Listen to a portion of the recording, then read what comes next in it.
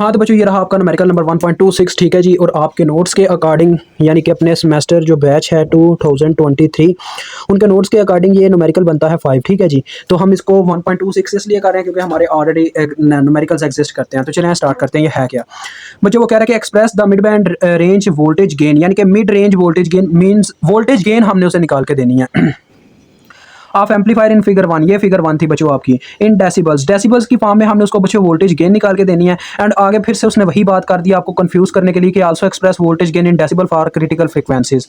Critical frequencies के लिए भी जो वोल्टेज गेन होगी उसको भी आपने डेसिबल में प्रेजेंट करके देना है। तो कोई नहीं, इतना लंबा चौड़ा काम हम अभी इसको हल करते हैं।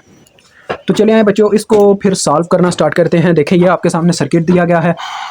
तो अगर मैं बच्चों इसकी चाहता हूँ अपना वोल्टेज गेन यानी कि मिड बैंड गेन जिसे हम कहते होते हैं किसी ज़माने में, उसको फाइंड आउट पहले मुझे करना पड़ेगा, फिर डेसिबल में जाएंगे ना। तो उसको फाइंड आउट करने के लिए मुझे क्या करना होगा, इसका ड्रा करना पड़ेगा अपना हाइब्रिड पाई मॉडल। तो चलिए आए इसको हाइब्रिड पाई मॉडल से रिप्लेस करते हैं। तो चलो आए बच्चों हम इसका ड्रा करते हैं बीजीटी हाइब्रिड पाई मॉडल। तो वो कैसे ड्रा करेंगे जी, सबसे पहले तो हम उसका मतलब कि बीजीटी हाइब्रिड पाई मॉडल का डिज़ाइन तैयार कर देते हैं। ये उसका होता है हमारे पास बेस का टर्मिनल, और थ्रू दिस इसके अंदर हमारे पास एक आर पाई नाम का रेजिस्टेंस पाया जाता है। आर पाई जो इनपुट रेजिस्टेंस होती है हाइब्रिड पाई मॉडल के, उसको आर पाई कहा जाता है। और इसके क्रॉस जो वोल्टेज होते हैं वो वी पाई होते हैं। ठीक है बच्चों। उसके बाद अब इसको ड्रा करने का बच्चों एक तरीका होता है, एक प्रोसीजर होता है जो कहता है, चलो यार वो करने से पहले मैं ना इसके टर्मिनल्स पहले पूरे कर देता हूँ। ये अपना हो गया एमीटर का टर्मिनल। ठीक है बच्चों। यहाँ पे हमारे पास एक करंट सोर्स होता है जी एम वी पाई के नाम से, डिपेंडेंट होता है ये जी एम वी पाई। ठीक है। और आगे आपके पास बच्चों होता है, यहाँ पे बच्चों आपके पास होता है आर नॉट का रजिस्टर, जिसे हम इग्नोर कर देते होते हैं यहाँ पे। क्योंकि मुझे देखो इग्नोर उस वक्त किया जाता है जब आपको वी ए वोल्टेज गिवन ना हो, क्योंकि ये एक खास किस्म के वोल्टेज होते हैं जो हमें मालूम होने चाहिए उस रजिस्टर को मालूम करने के लिए। तो फिर हम उसको इग्नोर कर देंगे। ठीक है, क्योंकि ये गिवन नहीं है स्टेटमेंट के अंदर, और वैसे भी देखें डाटा में कहीं गिवन नहीं है। और ये आपके कलेक्टर का टर्मिनल आ गया। तो this is hybrid pi model है डिज़ाइन। अब देखिए हम किस तरह से अटैच करेंगे। सबसे पहले बच्चों अगर आप मतलब कि मिड बैंड रेंज के लिए से अटैच करने लगे ना, तो उसके लिए असूल होता है कि आपने ये जो आपके कैपेसिटर्स होते हैं ना, कैपेसिटर्स उन सबको क्या कर देना होता है, शॉर्ट कर देना होता है। और डीसी वोल्टेज सोर्सेज को आपने क्या कर देना होता है, शॉर्ट करके ग्राउंड कर देना होता है। और डीसी करंट सोर्सेज को शॉर्ट नहीं ओपन कर देना होता है। ठीक है, ओपन सर्किट से रिप्लेस कर देना होता है। तो चलिए स्टार्ट करते हैं। देखें पहले इस कैपेसिटर को मैं शॉर्ट करूंगा, तो ये शॉर्ट हो गया। ठीक है जी, ये बेस है ना, ये हमारी बेस की साइड है, तो ये शॉर्ट हो गया। और आगे आ गया आर सिग्नल का रजिस्टर, और ये नीचे इसका वी इन। ये एक एसी सोर्स है बच्चों, इसको आपने शॉर्ट नहीं करना। ये एसी सोर्स है, एसी सोर्स को शॉर्ट करने के चक्कर में गलती ना कर जाना। ये आर सिग्नल हमारा, और अभी एक रजिस्टर यहाँ पे हमने नहीं लिखा, वो मैं आपको बताता हूँ कौन सा। ये देखें ये दो भी तो है, ये दो भी तो थे ना। देखो बच्चों होना क्या है, ये जो वीसीसी है ना, इसको ये एक डीसी वोल्टेज सोर्स है। तो इसको जब हम करेंगे शॉर्ट करके ग्राउंड, तो देखो उसका यानी कि इसका मतलब R1 का जो दूसरा टर्मिनल होगा वो ग्राउंड हो चुका होगा। और जब वो ग्राउंड हो चुका होगा तो देखो R2 का भी दूसरा टर्मिनल ग्राउंड है, और R1 और R2 के दरमियान एक टर्मिनल यहाँ पे कॉमन होता है और दूसरा टर्मिनल ग्राउंड होने की वजह से दोनों में ग्राउंड का देखो ना टर्मिनल कॉमन हो गया ना, तो लिहाजा ये दोनों पैरेलल में आ जाते हैं। तो इसका मतलब यहाँ पे हम एक रजिस्टर इंट्रोड्यूस करवाएंगे, आप इसको कह सकते हो आर बी। ठीक है, आर बी के नाम से, जो इन दोनों के पैरेलल के इक्वल होगा। तो देखिए मैं इसको कैलकुलेट करता हूँ, R B is equal to R1 और R2 का पैरेलल आ जाएगा। तो ऊपर वैल्यूज की मल्टीप्लिकेशन गाइस, और बटे में क्या होगा, इन दोनों की वैल्यूज का सम, जैसे कि हम एलसीए में करते थे। तो इसको कैलकुलेट करके यहाँ पे वैल्यू लिख लेते हैं। अभी मैं आपको लेके चलता हूँ एमीटर की तरफ, उसको भी वहीं पे छोड़ दो। अब देखो बच्चों यहाँ पे जब हम क्या करेंगे जी, कैपेसिटर को शॉर्ट करेंगे, तो इसके शॉर्ट होने की वजह से अब देखो एक तो टर्मिनल आर ई और कैपेसिटर के दरमियान यहाँ पे कॉमन हो रहा है, और दूसरा इनका दोनों का टर्मिनल ग्राउंड है, यानी कि इनके दोनों टर्मिनल कॉमन हो गए। तो दोनों टर्मिनल अपर और लोअर टर्मिनल कॉमन हो तो आपस में पैरेलल कॉम्बिनेशन होता है ना। तो जब ये पैरेलल होंगे देखो इस वायर की रेजिस्टेंस होगी जीरो, क्योंकि ये शॉर्ट वायर हो चुकी होगी। तो जीरो देखो 560 यानी कि 560 ज़रबे जीरो और 560 प्लस जीरो, तो आंसर में क्या मिलना है, शॉर्ट वायर ही मिलनी है, यानी कि रेजिस्टेंस जीरो हो जानी है। तो ये इनडायरेक्टली डायरेक्ट ग्राउंड हो जाएगा एमीटर का टर्मिनल। ठीक है बच्चों।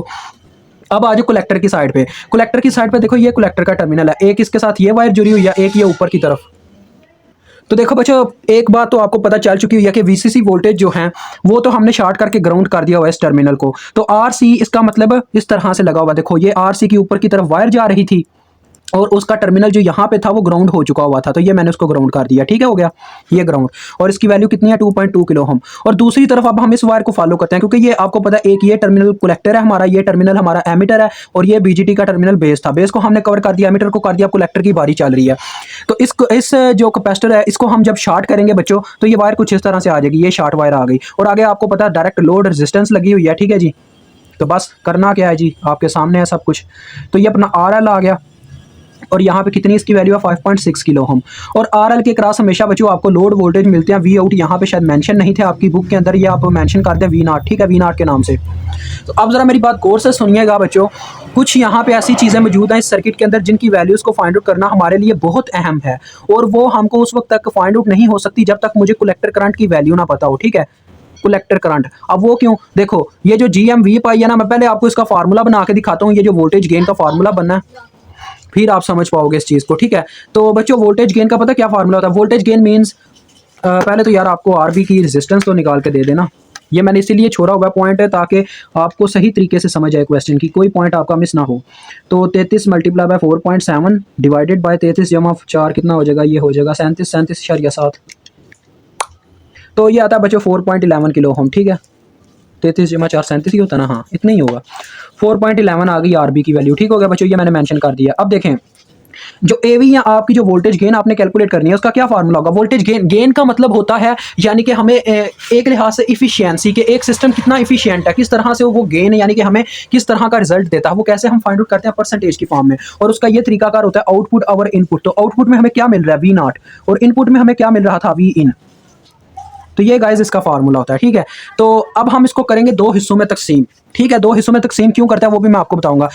जो आपके बच्चों यहाँ पे आप ये चीज़ याद रखना, जो वोल्टेज आपके GM के साथ हमेशा इस करंट सोर्स के साथ है, हाइब्रिड पाई मॉडल में जो भी वोल्टेज आपके मल्टीप्लाई हो रहे होंगे ना, उसके साथ आपने मल्टीप्लाई और डिवाइड करवा देना आपने वोल्टेज गेन की इक्वेशन को। V पाई से मैंने मल्टीप्लाई भी करवा दिया और डिवाइड भी करवा दिया। ये मैंने काम क्यों किया आपको बाद में पता चलेगा। देखें अब हम इसको देखें, फिर से वही इक्वेशन आ जाती है, ये काट कटा के फिर से वही फॉर्म तो आ ही जाती है। लेकिन अब हम इसको दो हिस्सों में तकसीम कर लेंगे। देखें किस तरह से, एक तरफ आ जाएगा हमारे पास V पाई ओवर Vin। ठीक है, और मल्टीप्लाई आ जाएगा V0 ओवर V पाई। अब ये काम मैं आपको बताता हूं मैंने क्यों किया बच्चों। इससे पता क्या होगा, हम इनपुट की जो मतलब कि एनालिसिस होगी उसको एक साइड पे करेंगे, और जो आउटपुट का एनालिसिस होगा उसको एक साइड पे करेंगे। ठीक है, इससे हमें ये फायदा होगा, अदरवाइज हम मुश्किल में फंस सकते हैं। तो देखो बच्चों, लास्ट तक मैं इसकी इक्वेशन रेडी करूंगा, फिर जाके आपको ना जो वैल्यूज हमने फाइंड आउट करनी है सर्किट में से वो मैं आपको फाइंड आउट करके दिखाऊंगा। तो देखिए जरा गौर से, पहले तो मैं इनपुट का सर्किट ड्रा करने लगूँ। ये मैं सर्किट आपके लिए अलग करूँ, मुझे अलग करके इसको हल करने की ज़रूरत नहीं है, क्योंकि मेरे माइंड में जो इसका कंसेप्ट है वो बन चुका हुआ है, कई साल पहले से ये कंसेप्ट रेडी हो चुका हुआ है। ठीक है, Vin साल क्या कहना, कह लो 2 साल की कहानी है, अभी इतना काम तो हुआ नहीं है अपनी डिग्री में। तो ये 50 ओम का रजिस्टर है। ठीक है बच्चों, अब यहाँ पे कुछ बच्चों ने गलती करनी है, उन्होंने पता क्या करना है बच्चों, आपने ये करना है कि आपने यहाँ पे RB ही सिर्फ ले लेना, ऐसा नहीं करना। ये आपकी सबसे बड़ी मिस्टेक है जो आपने नहीं करनी।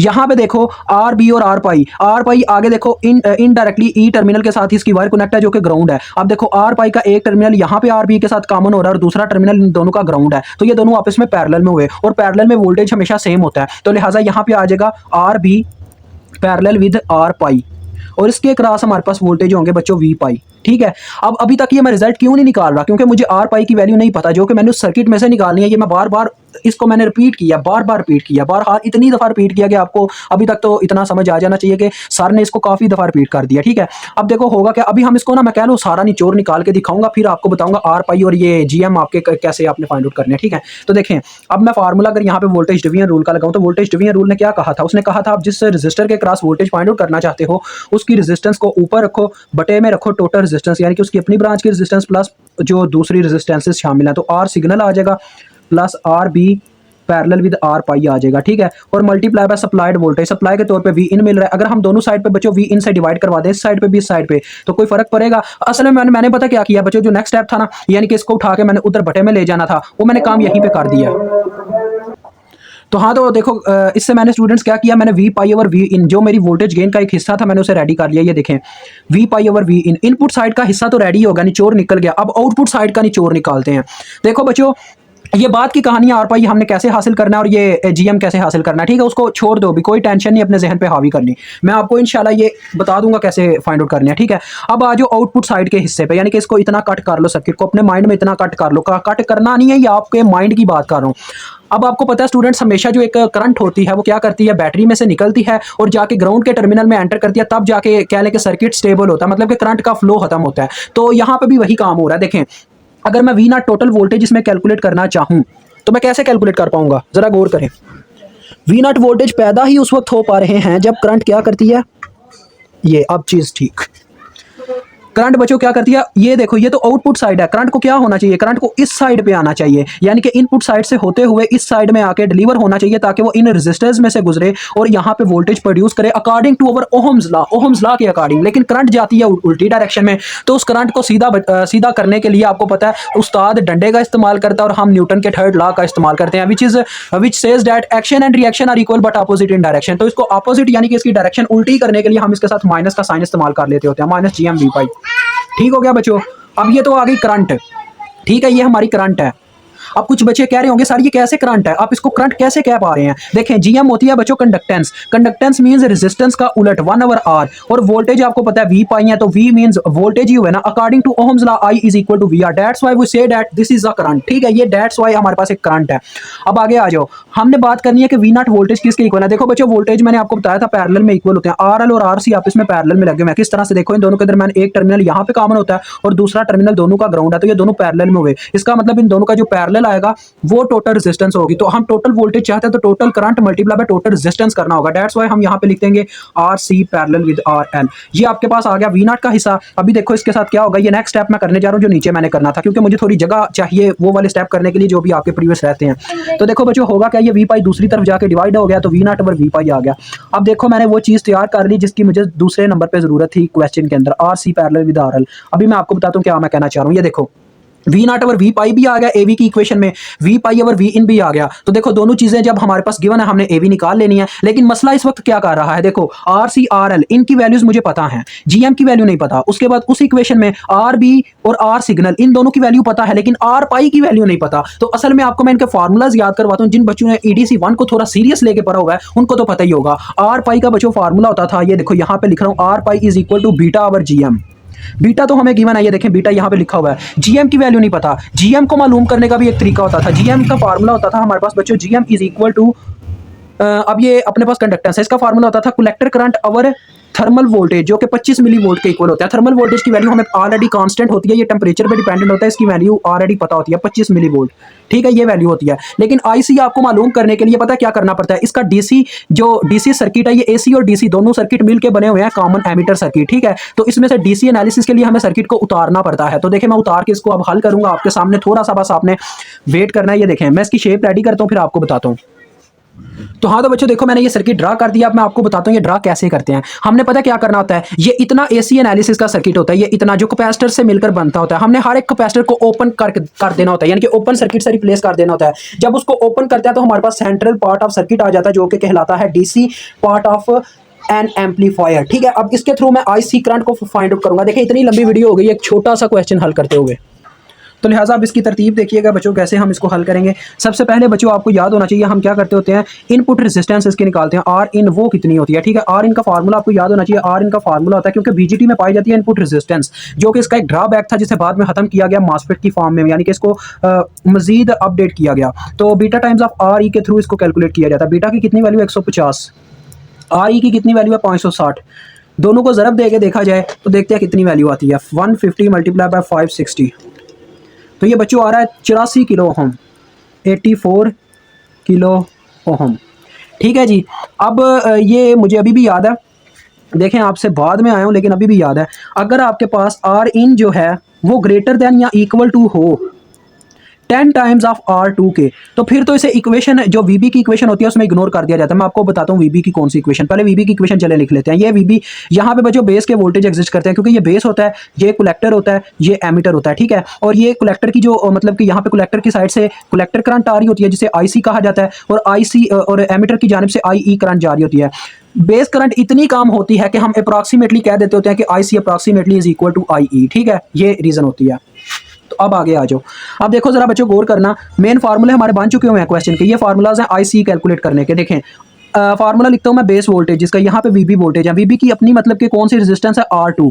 तो मेन इसका वैसे पता क्या फार्मूला था VB का, VB is equal to R2 parallel with R in our, यानी कि वो लगता है ना क्या नाम है यार, वोल्टेज डिवीजन रूल, यानी कि इसकी अपनी रेजिस्टेंस और इसकी अपनी रेजिस्टेंस प्लस जो दूसरी रेजिस्टेंसेज हैं जो ब्रांच लूप के अंदर एग्जिस्ट करती हैं वो है R1। देखो इस तरह से करंट आई है ना इसके अंदर इस तरह से, तो लिहाजा R1 प्लस इसकी अपनी ब्रांच की resistance plus multiply by supplied voltage. Supplied voltage means VCCC।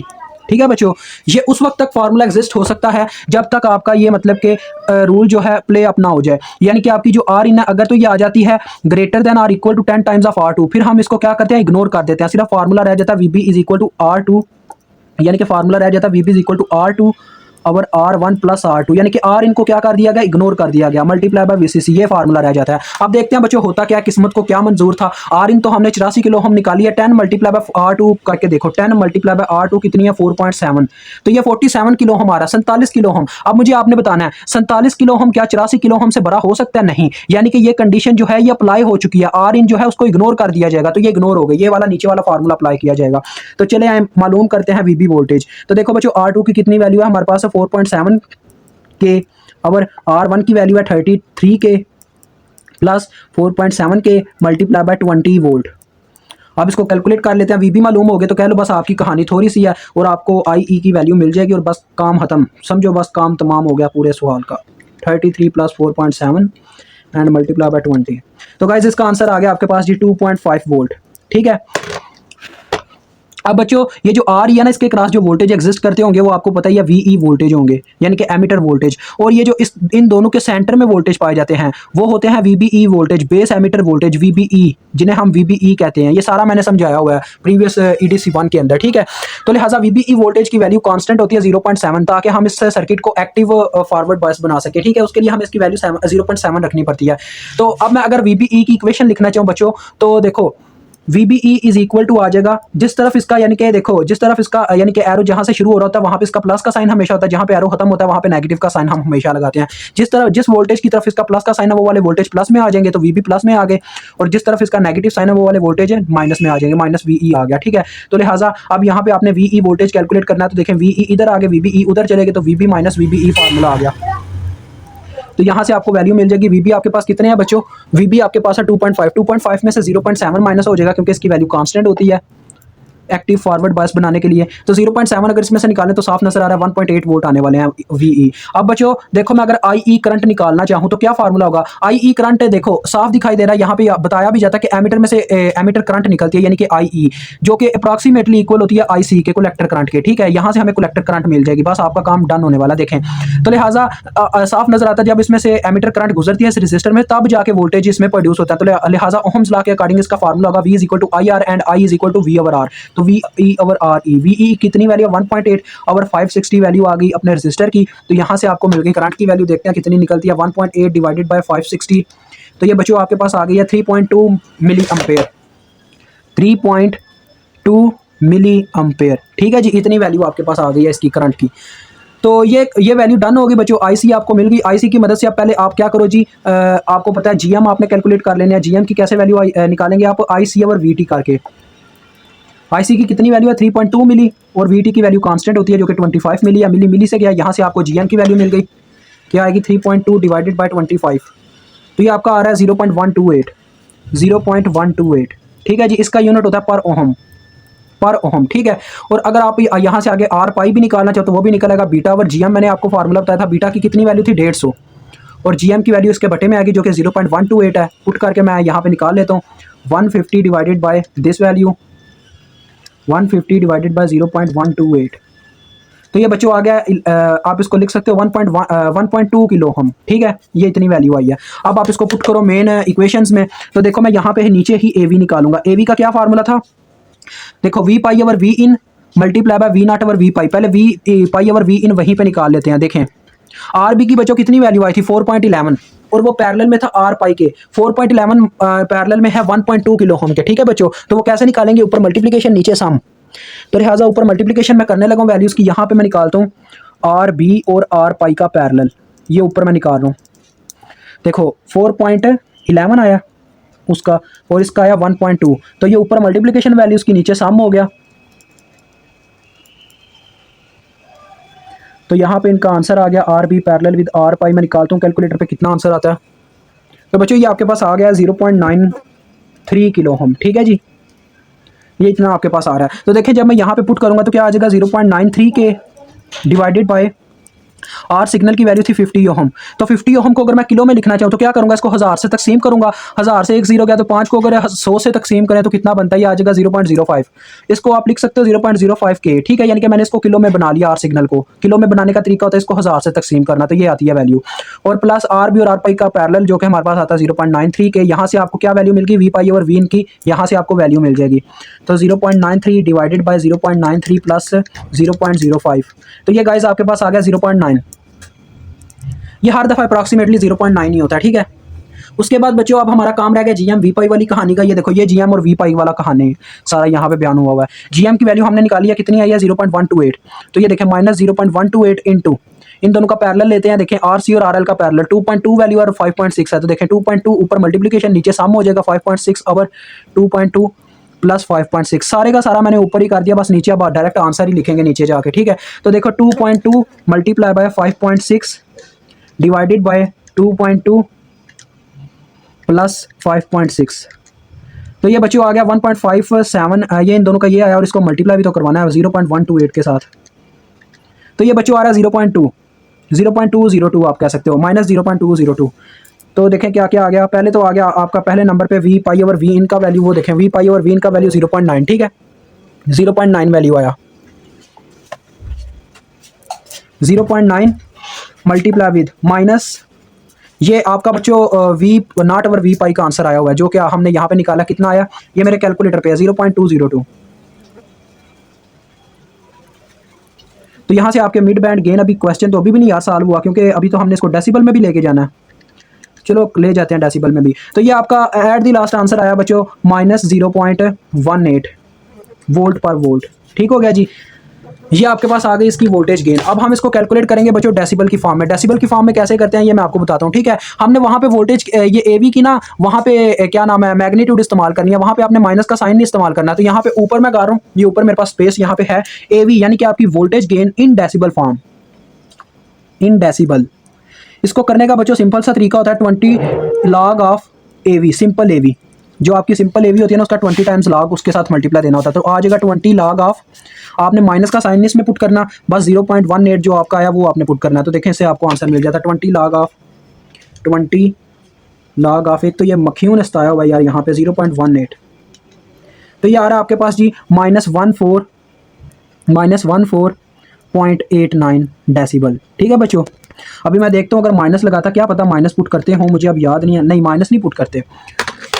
तो वैसे बच्चों आपका ये आंसर आ रहा है। ठीक है जी, तो ये वैसे आप इसको प्लस में ही लिख दीजिएगा 14.89 डेसिबल, क्योंकि आपने यहाँ पे देखें एवी की वैल्यू प्लस में पुट किया। मेरे ख्याल में लॉग माइनस को पीछे फेंकता होता है, पहला लॉग ने माइनस पीछे फेंका और दूसरा जब इसका माइनस में आ रहा था माइनस माइनस मिला के देखते हैं। ये देखें माइनस ये करके देखते हैं -20 लॉग ऑफ 0.18, क्योंकि 0.18 के साथ आपको पता क्या था माइनस था। तो ये देखें 14.89। आपने डेसिबल को हमेशा प्लस में लिखना है, इतना याद रखिएगा। ठीक है, और ये आपका क्वेश्चन अब जाके सॉल्व हुआ। देखें आपके लिए इतनी मेहनत किया, अब एक सब्सक्राइब का बटन और दूसरा लाइक का बटन प्लस कमेंट का बटन, इन सबको हिट करना तो बनता है।